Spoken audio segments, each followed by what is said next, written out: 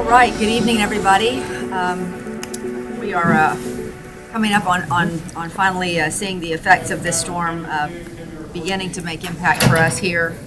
What we've seen most of the day, as you know, is the nor'easter that has been coming in that will actually force this storm out hopefully quickly over the ocean, but over the next several hours, we're going to start to see our conditions begin to deteriorate further, and expecting the worst of this storm has to offer for Jacksonville somewhere between 11 p.m. and 11 a.m. tomorrow, with the highest winds probably around 8 o'clock in the morning and then starting to taper off after that. But this is the time that we hope people will just decide that we're getting into evening hours. Go ahead and get home, get off the roads, certainly stay off the interstates if you can, and there's still room in the shelters if you do need to get to a shelter. But we're hoping that at this point you've gotten to where you need to go, and you can hunker down for the evening. As you know, I'm sure from watching the news on your own stations, this is a Category 3 storm and is going to make landfall, and it really is beginning to make landfall just south of the Tampa Bay area, and will head across the peninsula pretty quickly. So we certainly continue to keep our neighbors to the south in our prayers. Duval County's tropical storm warning, tropical surge warning. Actually, the hurricane watch for us has now been dropped, from my understanding. That's right. Right? Okay. Hurricane watch is dropped. Flood watch does remain in effect. We'll start to see tropical storm force winds late this evening, as I said, through Thursday morning. Those will be highest around the beaches and intracoastal and high-profile buildings. May occasionally see a gust of up to 60 to 70. Inland areas, 25 to 40 miles per hour with occasional gusts 40 to 50. Much of the impacts that you've seen so far today, like I said, have not been associated actually with this storm. But we're expecting a rainfall of 1 to 4 inches with locally higher amounts. So better on that front than we were expecting earlier in the week. We're also anticipating 2 to 4 feet of storm surge at the beaches, along parts of the intracoastal and in flood-prone areas along the St. Johns River that we already saw some flooding with Helene. You can expect street flooding at the height of this storm, as well as at peak tides on Thursday and on Friday afternoon. Even into the weekend and next week, we'll have those king tides, so you'll see some street flooding along with those tides as well. Our beaches have a red flag advisory due to the strong rip currents and rough surge. Our beaches mayors are begging you to please stay out of the water. We don't have lifeguards out there. There will not be anybody out there to help you. So please just stay. I know it's a curiosity, but please stay out of the water at the very least. Our new updates for this evening, here's our current shelter numbers. We have 614 people that are sheltering in our 6 shelters. That's 582 general population and 32 special needs folks that are in our shelters. We have approached to, what is this? Let's see. Nope, I've got the wrong page up here. That's not good. I'm out of order. Give me 1 second. We've approached 22 to 27% capacity in a couple of the shelters, which is well under the 75% that we told you we were going to take a look at before opening additional shelters if there was need from folks that were coming in from other places. So we feel very good that we're not going to have to open additional shelters at this point. JTA currently has 2 routes on flood detours. That's Route 8, LaSalle Street between San Marco and Hendricks, and Route 19, Market Street between First and Orange near FSCJ downtown. Flood detours will continue to be announced as weather conditions demand. We have spot detours that will be implemented for any debris in the roadways, and service will be suspended if and when sustained winds hit 35 miles per hour. JTA buses will run service tonight until normal shutdown, as long as it remains safe to do so. And since the storm will be its worst in the early morning, they're going to delay opening normal service tomorrow until about 9:30, or until it becomes safe to do so. So please plan accordingly on that. However, they will still be available for shelter rides earlier than 9:30, assuming that it's safe. The St. Johns River Ferry, Skyway, and Clay County Flex Magenta line are closed today and tomorrow. So I know that I've seen some of you out reporting the Tiger dams one has been set up already. 2 more are going up at the beaches, and that is occurring as we speak. May be done by now because it only takes a few minutes to set those up, so those will be in place. Again, I know we're hearing a lot of reports about gas. A lot of people have been getting gas at certain gas stations. We still have plenty of gas, although it will run out occasionally and they'll have to send a truck to replenish, but we have plenty of gas supply, so that remains the case today. But I will tell you that the gate gas stations have decided to close all their stations in Jacksonville as of 5 p.m. They felt like that was going to be the safest thing for their employees, and so they decided to close both the stores and the pumps. So you can't go to a gate station anymore this evening. They'll reopen as soon as it is safe to do so, and each location does have power. Daly's has no plans to close their stores at this time. A few of their stations did run out due to high demand, but they have been able to since resupply within a few hours. So their refueling focus will be on the stations that are along major routes. Again, no gas shortage, okay? So I want to tell you about something that was really inspiring for me this afternoon. I got to go over to the Prime Osborne, joined Chief Powers to send off our 12 emergency road access teams who are now heading south to help our neighbors after Milton goes through. Each has 10 courageous and dedicated people from JFRD, JSO, and line crews. And they're the same teams that we sent initially to Cedar Key and Madison when we had Helene. Then they went directly up to North Carolina and helped with the efforts to clear the roads and try to find folks who may still be stranded there. They came back here last night. They got 1 night of sleep. They washed their clothes, they loaded their trucks, and today they took those trucks and they headed down to Ocala where they will stage. And those teams, who are frankly considered, our teams are considered the most elite teams. We basically started this whole process here, and others have then taken our model and used it. But I will tell you that those teams are going to be the teams that are sent to the hardest hit areas as soon as it is safe for them to do so when this storm passes down south of Tampa. And I just want to offer my thanks and my prayers to them. That is a very, very tough job. I know they're exhausted. I know their families are exhausted. But it was a great honor to be able to send them off and tell them how much we all appreciate their service this afternoon. Speaking of heroes, NAS Jax is also housing 100 doctors and nurses who will be heading down to the Tampa Bay area soon to help as well. So we really appreciate that. Earlier today, we mentioned that the Equestrian Center has 300 horses that were evacuated. They have more on the way. And they're trying to make it a good experience, a fun experience, in as much as it is possible for folks who have to be there. And they're setting up rinks for the people and horses who are utilizing that as a shelter. The center has not had this many horses in it since 2017. So I'm glad we were able to provide that. In terms of yard waste, the city and beaches teams have been working hard since early this morning to complete final yard waste pickup before conditions got too dark or too stormy. If you have yard waste that is still in your yard that could become a projectile that has not been picked up at this point, please try to move it close to your house or someplace where it won't fly around and go through somebody's window. And I promise you it will be picked up just as soon as it is safe to do so. We'll start those pickup operations just as soon as we can.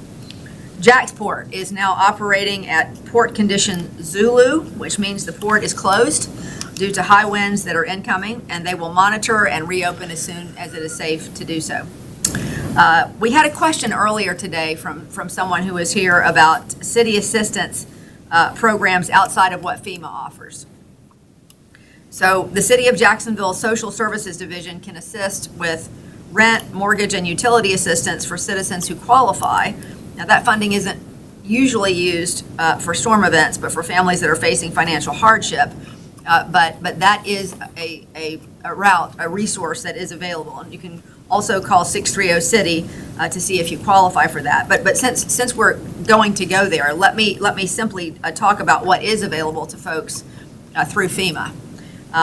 In terms of FEMA, you can receive an immediate $750 from FEMA as you apply for additional funds after that. There's also another program that will allow you to, if you qualify for that, receive $41,000 in FEMA assistance. And then there's another level for ADA needs, like ramps and chairs and things of that nature, that you can also apply for disaster assistance at disasterassistance.gov. So there are a lot of avenues that you can take if you do need more assistance after this storm. JEA will have electric and water crews working tonight until it is no longer safe, and then crews will pick up restoration efforts tomorrow when conditions allow. You can report any outages through jea.com or by calling 665-6000. Again, I'm asking for you to please be patient. We know as the winds pick up, we will have outages, and they will be addressed just as quickly and safely as they possibly can. So we're asking for your patience on that front. Our new Jax Ready transparency dashboard is already live at jaxready.com. Oh, also, and I forgot to mention this earlier, if you would like to download that video of the ERAT teams that were leaving earlier, that is on jaxready.com/Milton. So if you'd like to have that for your use, that is on that website. You can also see how many visitors and users have been staying up to date on the storm updates and how to be prepared on our new transparency dashboard. I'm proud to say that more than 108,000 citizens have utilized this important resource, and that is more than 3 times the traffic we had during Helene. So I'm glad that people are heeding that and picking up on it, because we are keeping literally every update we have, every bit of information you need on that Jax Ready website. So please continue to use it. I don't know that we need to go into the rest of these older. I don't think you all have the shelters. I think you know what they are. They're on Jax Ready. If you still need to know where they are, no evacuation orders for us. And I will just say that JTA is going to continue to provide rides to the shelters, and you can also call 630-CITY if you have a special medical need. I do want to make sure that we point that out. Airport, as far as I have last been told, airport is still open. Airport is still open. Passengers are strongly encouraged to check with their respective airlines to verify schedules before coming to the airport. The airport remains open as long as there are flights going in and out that don't get canceled. I think that's about it. We've got our public works teams with 7 pumps at the LaSalle pump station and another one to handle the roadway flooding in San Marco. We have more pumps in reserve to deploy across the city as we need them. At this point, we don't know if we will, but we have them if we need them. I think you already know that public safety is going to monitor the bridges and close them as they see fit. They'll close them, they'll open them as the gusts come and go over 45 miles per hour. If you see a down power line that is live,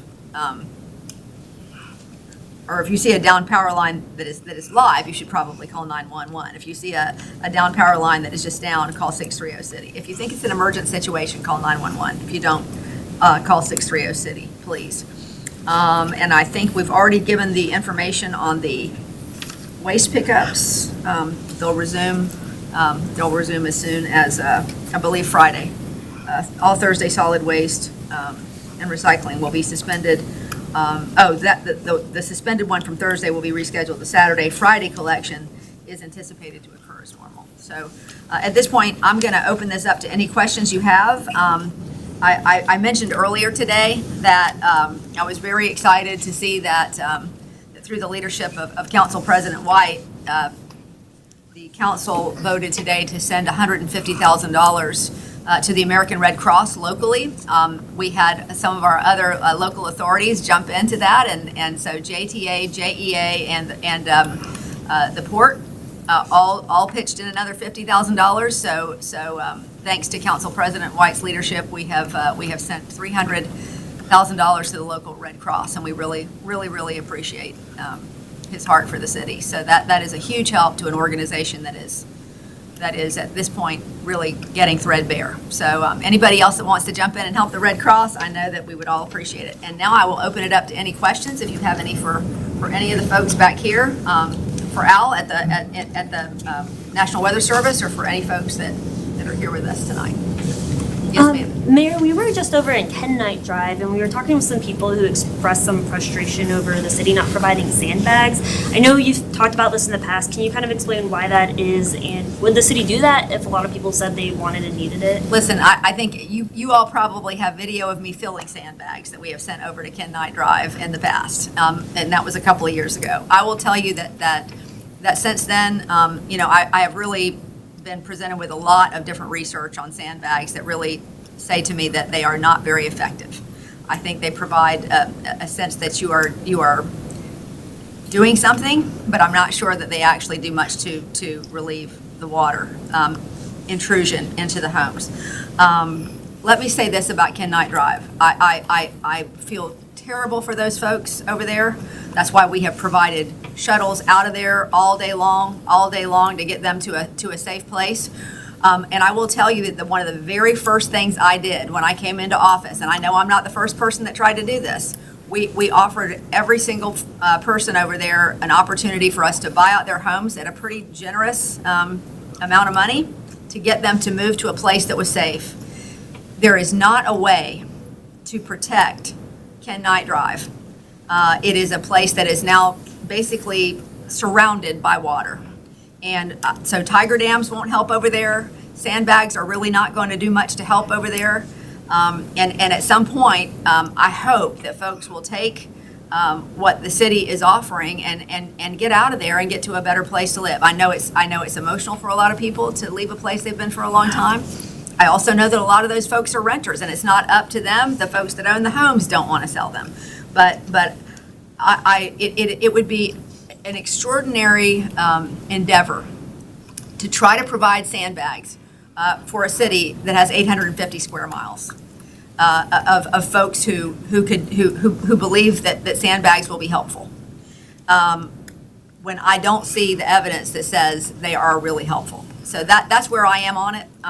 I know there will be people that disagree with that. I know there are other counties that have decided to provide that. But as far as Ken Knight Drive goes, I think the ultimate solution, and I will say as we continue to see our oceans rise and our rivers rise because they're warming and because we are having more and more water, at some point that is just going to have to be a decision that they make to go elsewhere. Yes, I have two questions. Nicholas Yes. Brooks, Action News Jax.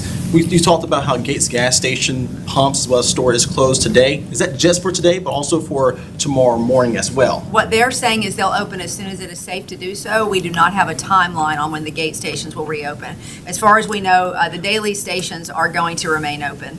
But as far as we have been told, it's just Gate that's decided to close at this point. Also, the second question is that a viewer asked us that, what's the process for the tiger dams of breaking it down, of emptying the water? Is that water just going to be released? Where is it at with the water, the rain that we're getting right now? Yes, ma'am. Okay, I'm sure that, my suspicion and my belief is that they're going to do that in a very safe way, like they do every time they have to use those things. That the tiger dams should remain filled until we can empty them.